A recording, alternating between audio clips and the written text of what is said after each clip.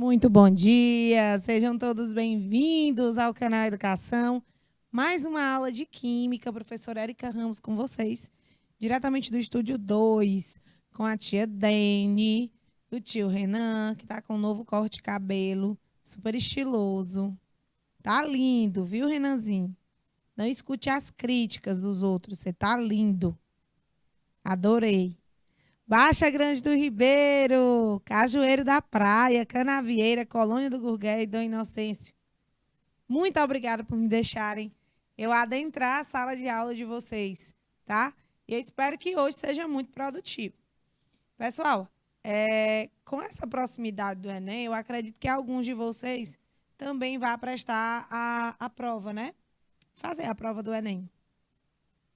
E assim, o que eu tenho a dizer para vocês, o que eu tenho de dizer para vocês é: sejam estrategistas. Na hora da prova do Enem, a gente tem que ser estrategista. Não é aquele que mais sabe do conteúdo, que mais gravou todas as informações na mente, no nosso HD.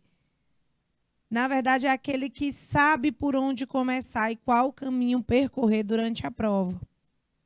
Porque é como se fosse, a prova é como se fosse um triatlon, né?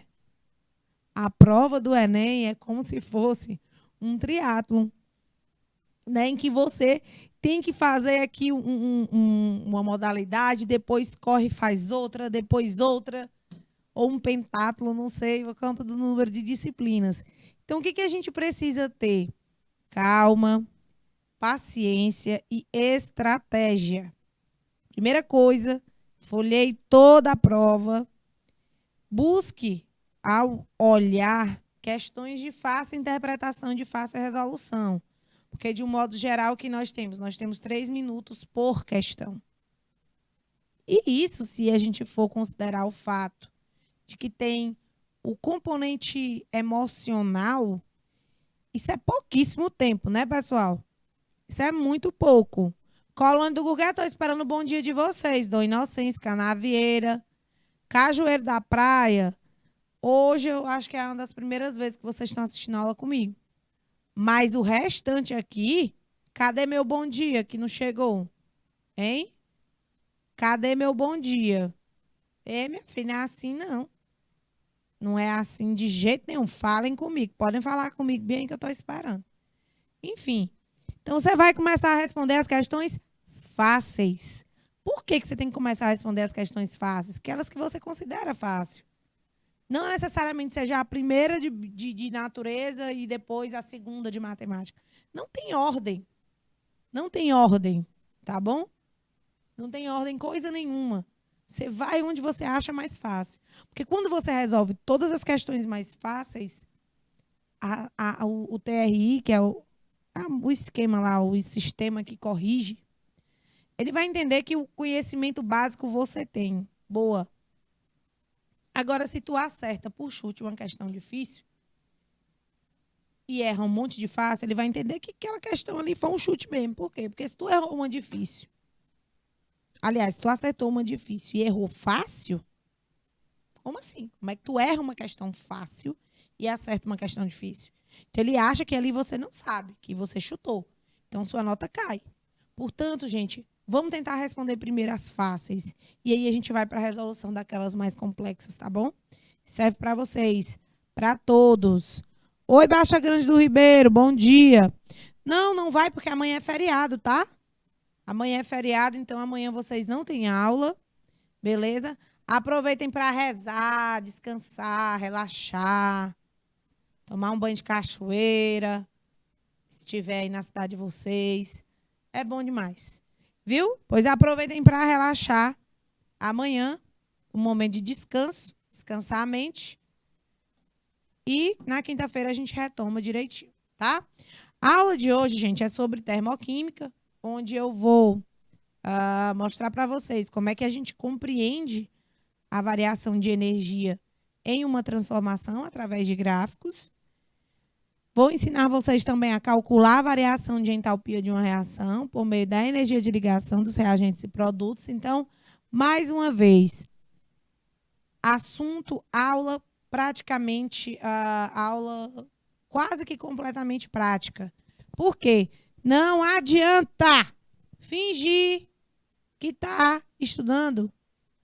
A aula é feita para a gente compreender o assunto. Compreender. Mas o processo exato de aprendizagem, ele ocorre individualmente, com cada um de vocês, tá? Então, é um processo individual e não coletivo. A aprendizagem, ela é individual e não coletiva. Na sala de aula, você tem uma compreensão, um entendimento do que se trata esse assunto. E em casa, você precisa escrever. Não é fichar em computador, em celular, não. Escrever as partes mais importantes da aula do dia e responder as questões. Ah, mas é que eu não lembro isso aqui. Volte e pesquise. Volte nas suas anotações e busque. Ah, como é que calcula que a entalpia é assim. É desse jeito que se estuda, pessoal. Aluno, a gente tem vários. Agora, estudante, são poucos. Por quê? Porque não sabe estudar da maneira certa. Não se iludam. Você vai ter que pegar um lápis e copiar. Já foi feito várias pesquisas, e a Universidade da Flórida ela é bem pioneira nisso, com mapeamento cerebral. Por exemplo, um tipo de exame que eu fiz quando eu descobri que eu tinha TDA. E aí eles botam os eletrodos na sua mente e vão medir, de acordo com algumas perguntas, eles vão medir as áreas de ativação do seu cérebro. E aí foi feito testes com estudantes que escrevem, fazem fichas na mão, resumos, esquemas na mão, mesmo no braço, com o lápis e o papel, e outros alunos que fazem esse fichamento no computador, por exemplo, fazendo os resuminhos aqui no computador. E aí o que eles encontraram? Onde há maior ativação, maior atividade cerebral? No estudante que escreve seus resumos, que escreve seus esquemas, que escreve sobre a aula do dia. Gente, é muito importante. Se você teve aula hoje de química, de física, de matemática, você vai estudar o que a professora de química falou, o que o professor de física, o professor de matemática. Porque o cérebro da gente vai conseguir guardar. Mas você estuda hoje, aí quando chega perto do dia da prova que vai pegar de novo, não adianta não. Viu? Só avisando, não adianta. É ilusão. É ilusão, você não está aprendendo nada. Você não está aprendendo nada. Beleza? Então, é aprender a estudar. Quando a gente sabe as técnicas certas, 1 hora, 2 horas, 3 horas são muito mais proveitosas do que quem passa 8, 10 horas sentado estudando. Entenderam? Então, vamos ser estrategistas. O que é que estuda a termoquímica? A termoquímica estuda as trocas de calor envolvidas nas reações químicas, né? É importante que a gente compreenda que é a entalpia, ou a variação de calor, que antes existia no início ou depois da reação, essa variação aí, ela não é alterada durante o percurso. O que me interessa é apenas o início e o final. Ou seja, só me importa o estado inicial e estado final da reação. Quando eu tenho essas informações, esses dados, aí eu posso chegar a calcular a variação de calor que foi envolvida ali naquela reação. Por exemplo, quando você pega uma bolsa de gelo, né? Mas eu, por exemplo, pode usar o gelo mesmo, Érica. Tá, o gelo. Peguei um gelo, peguei uma pancara, eu tô com dor de cabeça, botei um gelo num saco e aí coloquei na minha cabeça porque eu estava com dor de cabeça. Se você medir a temperatura assim que você coloca o gelo no saco e depois refazer a medida da temperatura a partir de 10, 20 minutos depois, você vai ver que a temperatura mudou. E se a temperatura mudou, houve troca de calor. certo? Qual é a tendência do gelo? Inicialmente, na fase sólida, e com o tempo, ele vai e derrete por completo. Então, é isso, gente, que a gente consegue... Ah, mas aqui mudou de fase. Então, eu realmente, de fato, consegui perceber que aqui houve troca de calor. Mas nem sempre, gente, há uma mudança assim, uma coisa mais visual presente, tá? Nem sempre isso acontece. Às vezes, você precisa realmente dos valores para poder calcular, que é público e notório que houve absorção de calor. Então, o que foi que aconteceu com a temperatura do sistema? Se o calor entrou, ó, entrou calor. Se entrou calor, a temperatura do sistema vai aumentar, ok?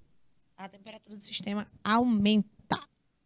Então, não tem como a gente descobrir a entalpia de uma substância. A gente só descobre a variação da entalpia num determinado processo físico ou até mesmo químico, tá bom?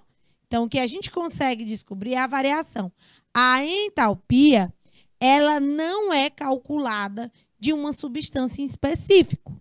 O que a gente descobre é a diferença, né, a variação de calor durante o início e o final do processo. Bom dia, Gabriel! Cadê a Gabi Novaes, a turma dos Gabs? Tá sumida, hein, Gabriel? A Gabi Novaes. Olha, gente, vamos aqui para a nossa interpretação gráfica. Às vezes, gráficos termoquímicos podem ser um pouco confusos. Vou mostrar como é que eles podem aparecer aqui.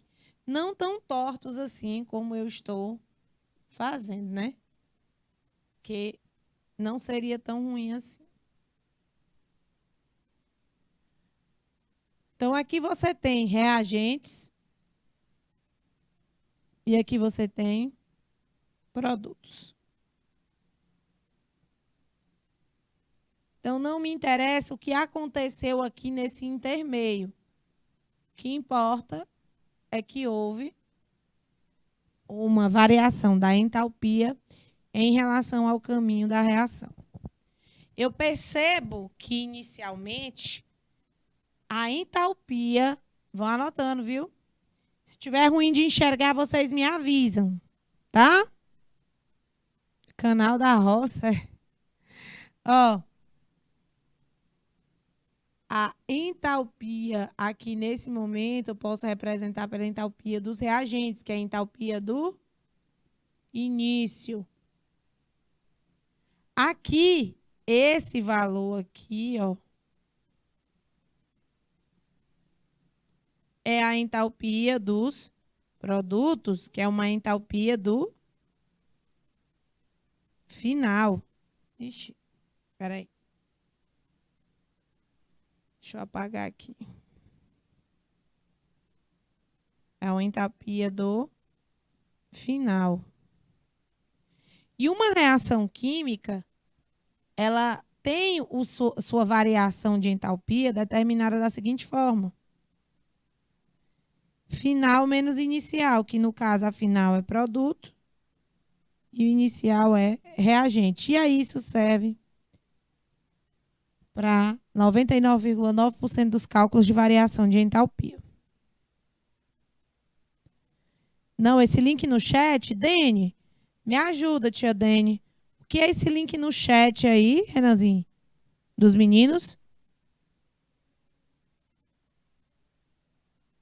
Hã?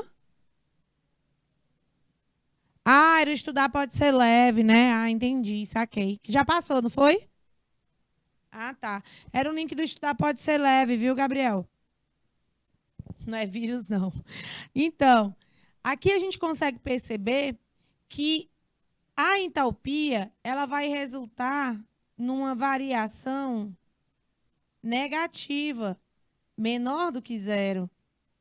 Toda vez que for menor do que zero é porque ela vai ser negativa e vai ser considerada exotérmica. Como é que eu tenho certeza disso? Porque eu vou fazer produto menos reagente. E o produto está bem aqui embaixo e o reagente lá em cima. Ou seja, a entalpia dos reagentes é bem maior que a entalpia dos produtos. Estão entendendo, Baixa Grande do Ribeiro? Bonfim, Cajueiro da Praia, Canavieira e Colônia do Gurgué. Vocês estão entendendo? A hora é agora.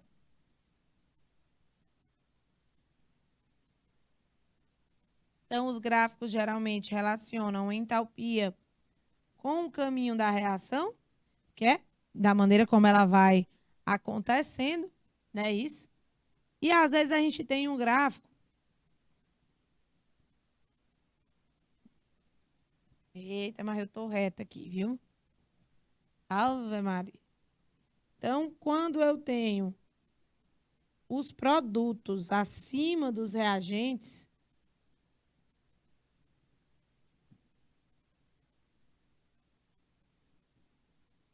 eu vejo que nesse processo, durante esse processo, a energia desse sistema ela foi aumentando. Então, para que eu chegue, atinja a produção, a formação desse cara, eu tive que atingir esse valor energético aqui. Então, ou seja, isso aqui é entalpia de produto e esse aqui é entalpia de reagente. Eu percebo que a minha energia do sistema aumentou. Então, quando eu percebo isso, eu já tenho a certeza que a minha variação de entalpia ela vai ser maior do que zero. Ou seja, ela será positiva. O processo envolvido aqui é um processo que gosta de calor. Um processo endotérmico. Que é importante a gente frisar, gente, que quanto mais o cara gosta de calor e você aumenta a temperatura, mais você vai facilitar essa reação. Sim, os produtos podem ser menores.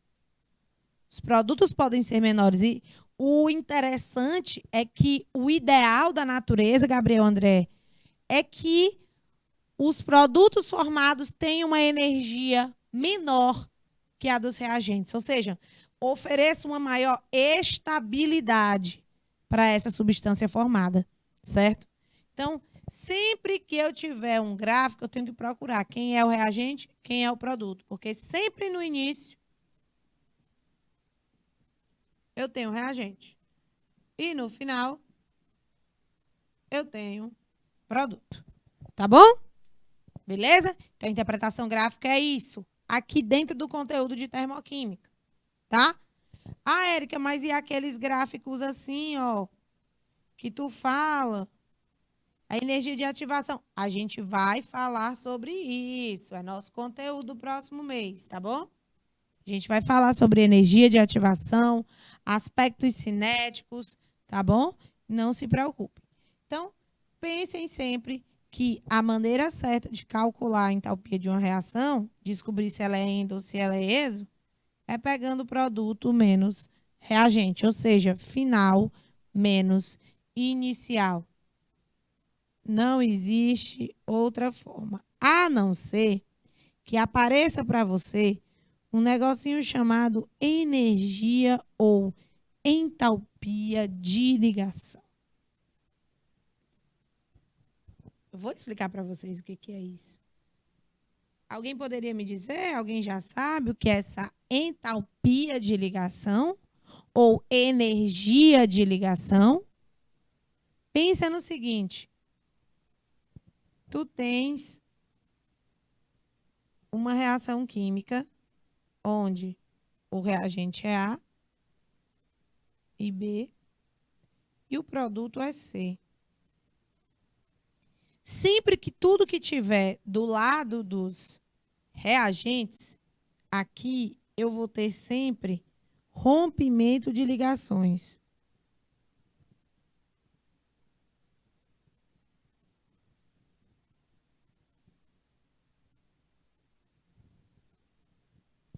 Eu vou ter um rompimento de ligações aí, tá? Nesse rompimento de ligações, pessoal, dentro desse rompimento, raciocina comigo aqui o seguinte. Você acredita que para quebrar alguma coisa é necessário força? É necessária energia? O que vocês acham? Tudo aquilo que eu for querer quebrar, se eu quiser quebrar um lápis aqui, um lápis meu, eu vou ter que ter força. Essa força vem através da energia. Então, aqui no rompimento das ligações, nós temos uma absorção de energia.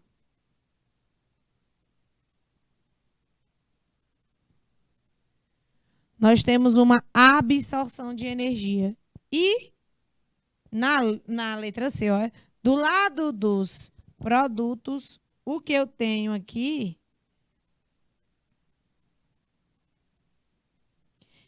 não é rompimento de ligação. Foi a formação de novas ligações. Se para quebrar eu absorvo, então, para formar, eu faço liberar. Houve aqui uma liberação de energia. Tá bom? Houve uma liberação de energia. Certo, turma? Ok? Podemos seguir? Vou dar 2 minutinhos para vocês copiarem aí, por gentileza, meu diretor.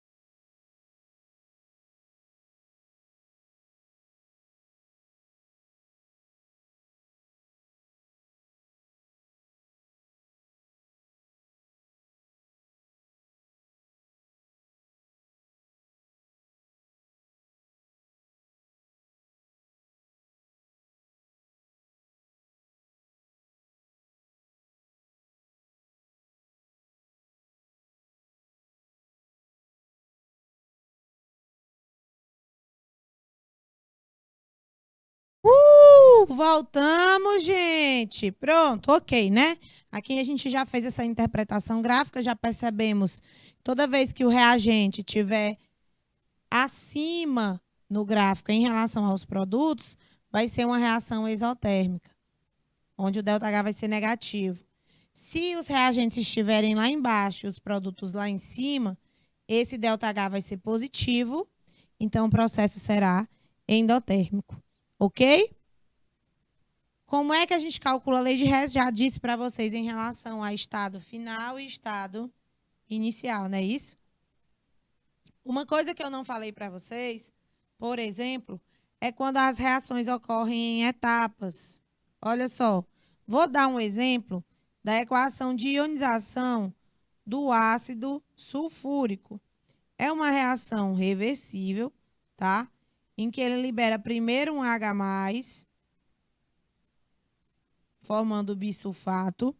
Esse ânion bisulfato, em solução aquosa, vai sofrer uma outra ionização para retirar o outro H+, e liberar de vez o ânion sulfato.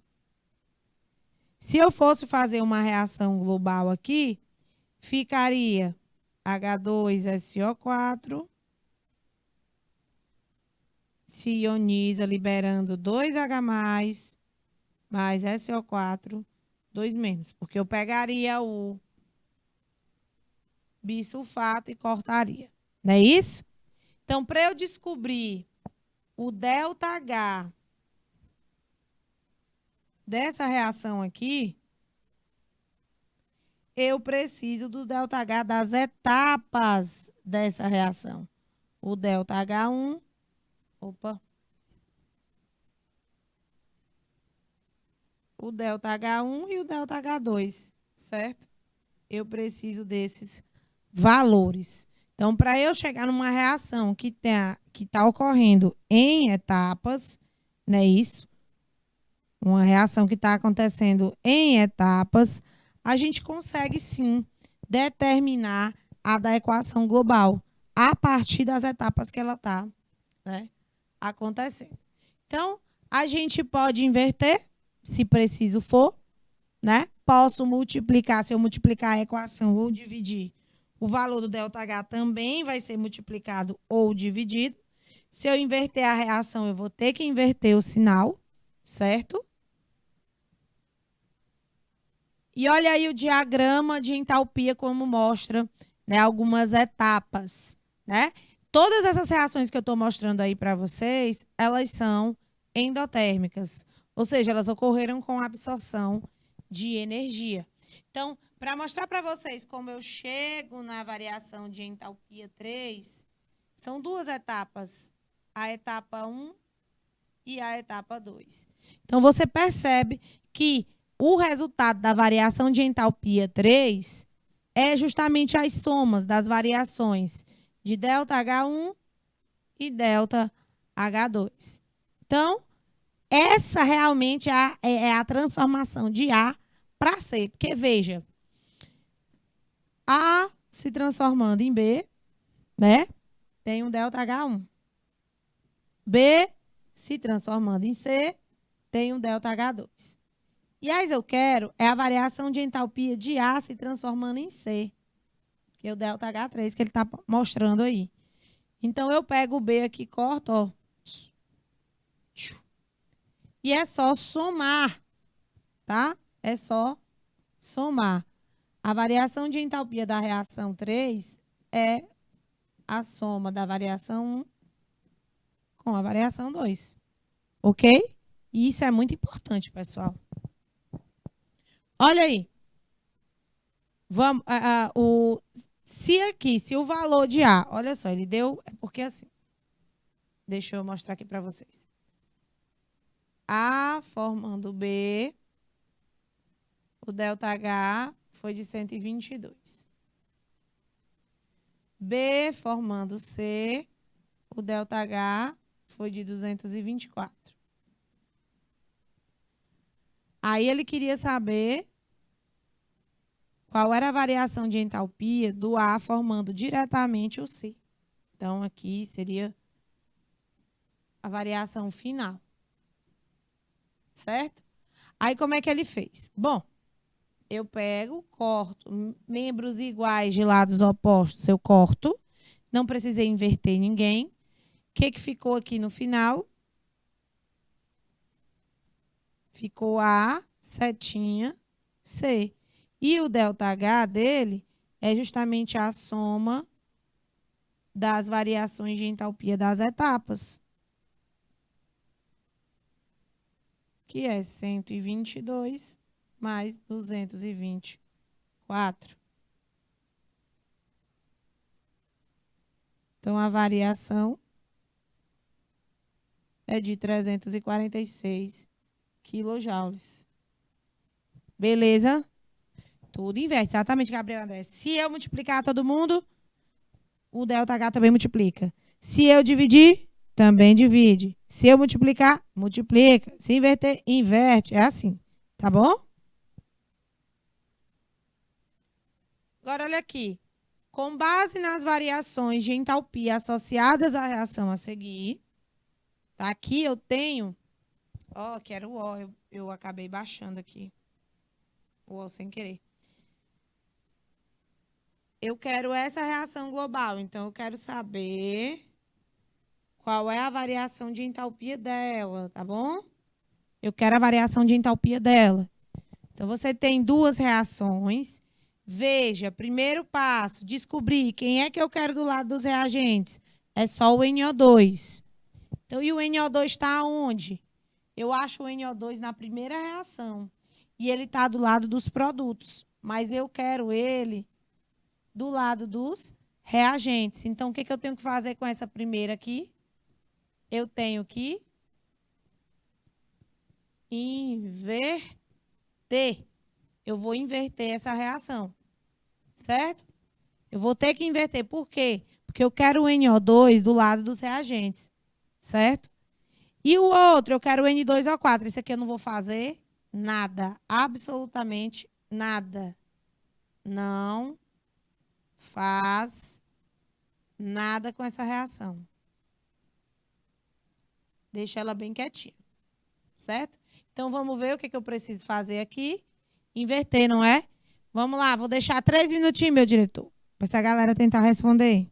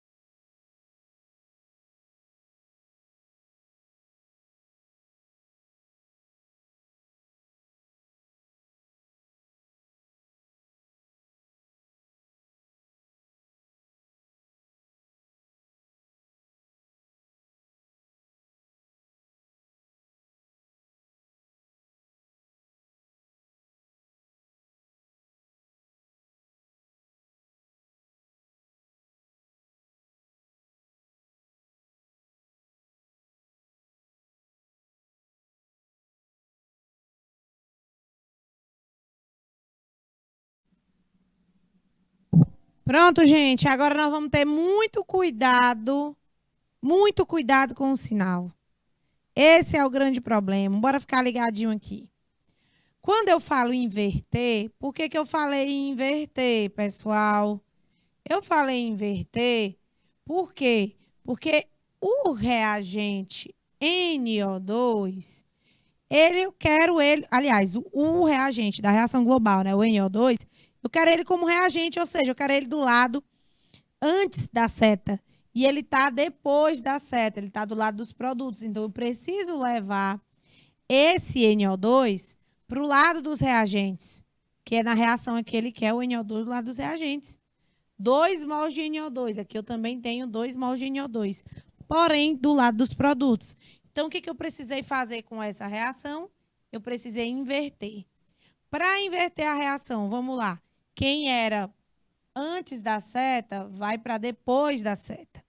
Quem é que era antes da seta? N2 mais 2O2, não é isso? E quem era depois da seta vai para antes da seta, 2NO2. E o ΔH, o que foi que nós vimos agorinha? Se inverter, ele inverte também. Se multiplicar, ele multiplica também. Se dividir, ele divide também. Então, o que eu consigo perceber aqui é que se antes era, Gabriel André, mais 67,6, agora vai ser menos 67,6.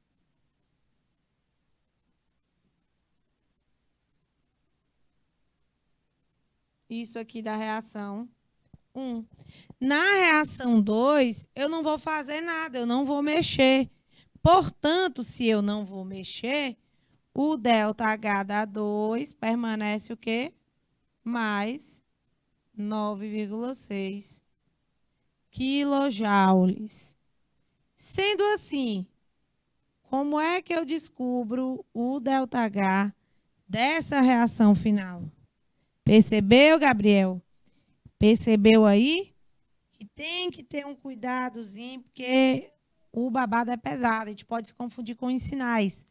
E a gente já viu que na segunda a gente não ia fazer nada. Então, o ΔH da reação, ó, o ΔH da reação é igual à soma do ΔH1 mais o ΔH2. Quem era o ΔH1? Bom, era mais 67. Porém, como eu precisei inverter, ele ficou menos 67,6. Mais, quem é a variação 2? Mais 9,6, ou seja, é um número positivo, então tá de boa. Nesse caso, pessoal, é como se você estivesse devendo R$ 67,60 e tivesse para pagar apenas R$ 9,60. Então, neste caso, a gente vai fazer o quê? A gente vai tirar da dívida. Então, veja aqui o cálculo. Você vai tirar da dívida, não é isso? Eu vou tirar 9,60 da dívida que está 67,6. Vírgula embaixo de vírgula, 6 menos 6, 0. Vírgula, 67 menos 9. 67 menos 9 dá 58. Só que esse 58 aqui é negativo, porque ele tinha 67 cargas negativas e tirou apenas 9. Então, a variação de entalpia do processo é menos 58 quilojoules.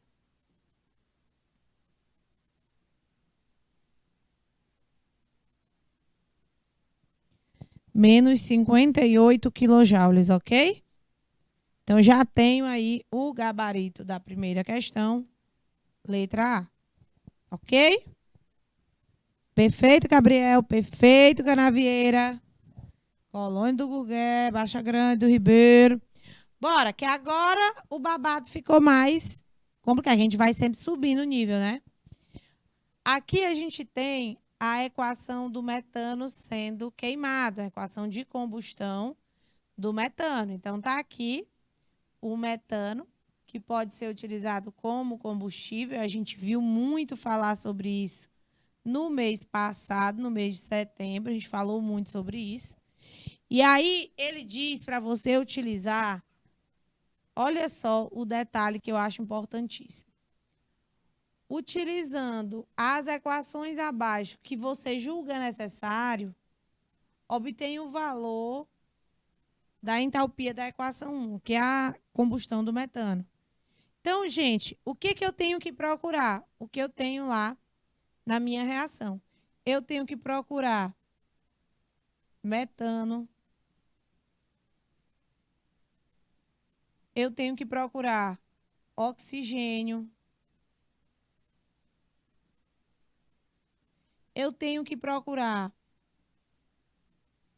gás carbônico.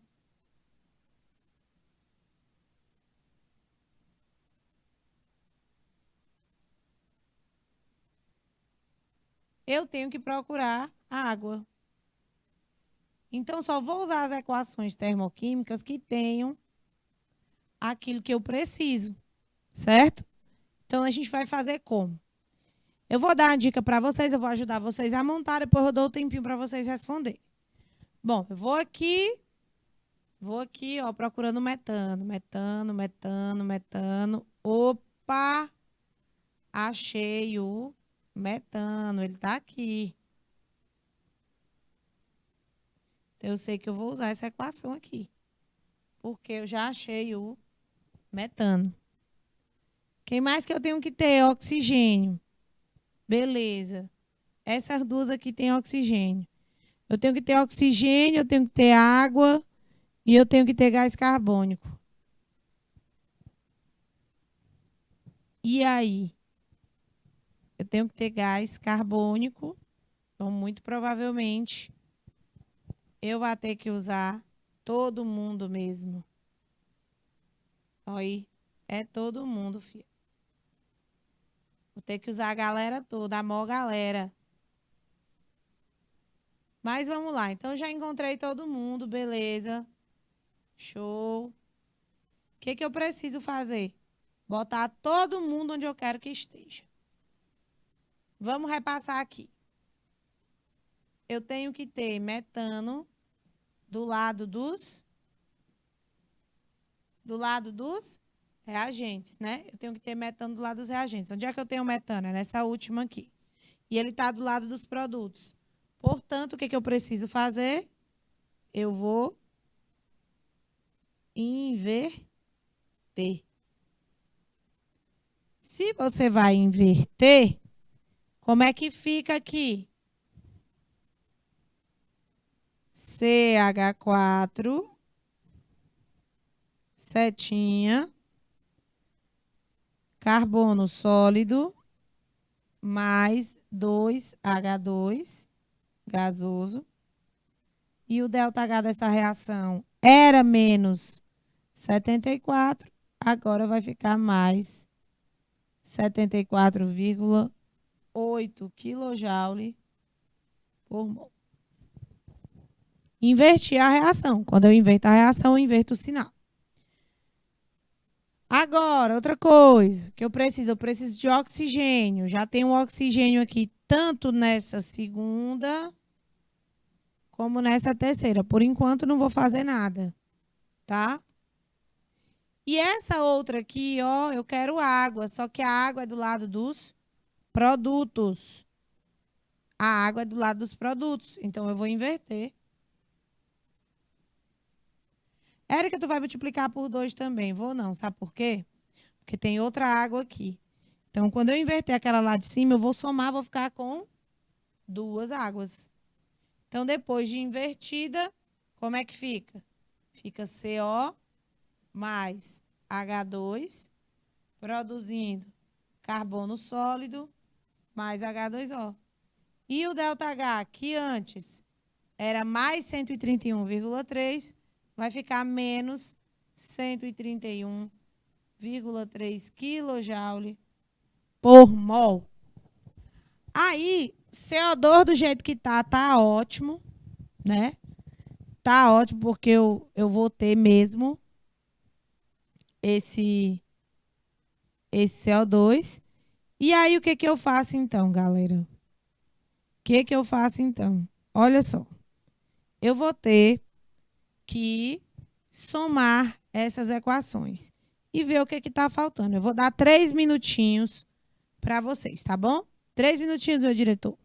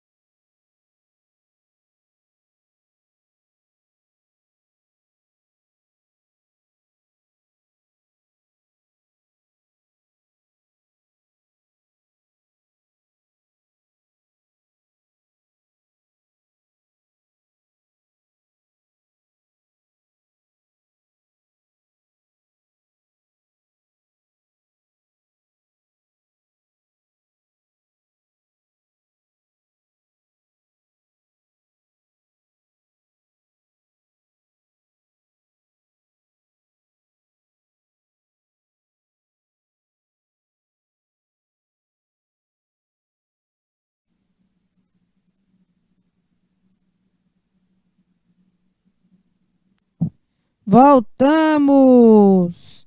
Voltamos, pessoal.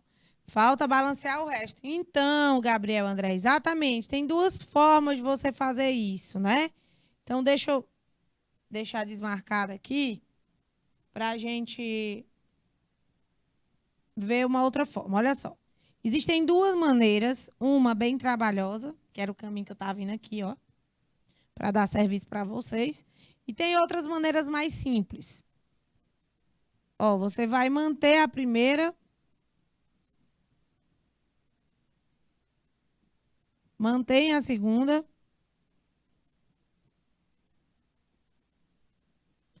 Aqui você multiplica por 3, todo mundo. Vou já explicar por quê. E aqui você inverte. Bora ver. C mais H2O, produzindo CO mais H2. Então, o ΔH está intacto, 131,3. A2, eu também vou manter, então, monóxido mais 1,5 de O2, produzindo C O2 e pronto, né? E aí vem um ΔH. O ΔH aqui, menos 283. A terceira, eu vou multiplicar por 3, não é? Então, se eu multiplicar por 3, aqui vai ser, ó, 3H2 mais meio de O2 vezes 3 vai ficar 3 sobre 2 de O2, né? 3 sobre 2 de O2. Produzindo H2O, né? Multiplicado por 3 vai ficar 3H2O, certo? E o ΔH também foi multiplicado por 3. Então, vai ser menos 241,8 vezes 3. Tá bom? E o de baixo eu não vou só inverter. Então, eu vou trazer CH4 para cá, produzindo carbono sólido mais 2H2. E aí, o ΔH era menos 74,8, vai ser mais 74,8. Eu quero chegar na... Tchau, Gabriel. Vá com Deus, meu filho. Eu quero chegar na equação global. Então, o que eu faço aqui? Olha só. Quem é que eu já consigo cortar? Eu já consigo cortar o monóxido, que só tem aqui. Então, tchau, querido. Eu já consigo cortar o CO2, mas não consigo cortar o CO2. Consigo cortar o carbono, que aqui está depois da seta e aqui está antes da seta, né? Antes da seta, antes da seta. Beleza. O que mais que eu consigo tirar, Érica? Tem mais alguma coisa aí que eu consiga tirar? Bom, a gente vai ter que fazer algumas modificações, né? A gente vai ter que fazer ainda algumas modificações. Mas veja bem, eu tenho 2 hidrogênios aqui, 3 hidrogênios aqui. E aí eu corto com esses 3 H2 que tem do lado de cá. Vaza. Vazou, né? Vazou. E agora? O que eu faço? Tem 3 águas, eu só quero 2, mas ó, aqui tem 1 H2O e aqui tem 3 H2O. Quando eu faço a diferença, vai ficar quanto? Vai ficar só 2 molequinhas de água, tá bom? Só 2 molequinhas de água. E aí eu somo esse daqui. 1 meio mais 3 meios dá 4 meios, ou seja, dá 2. Então, a equação global aqui é CH4 mais 2 de O2, que foi esses últimos aqui, ó, produzindo o CO2 mais 2 molequinhas de água.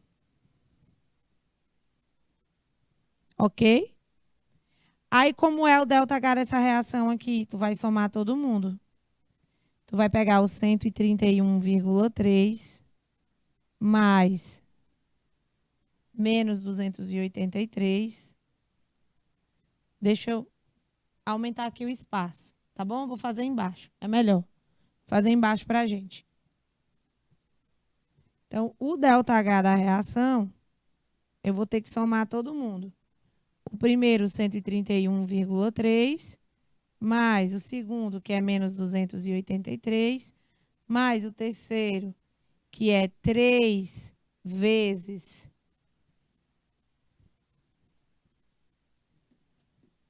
3 vezes menos 241,8, mais 74,8. Então, você começa a expressão numérica pela multiplicação. Pela regra, multiplicação ou divisão. Nesse caso, eu só tenho a multiplicação, então eu vou começar por ela. 3 vezes 241,8 dá 725.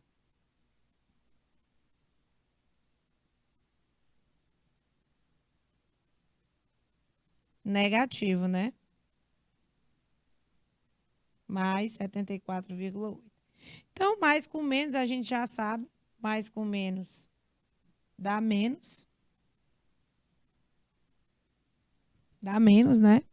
Então, eu tenho 131,3 menos 283. Fica menos... Érica, que questão chata. É questão de vestibular, filho. 151,7 menos 725,4 mais 74,8.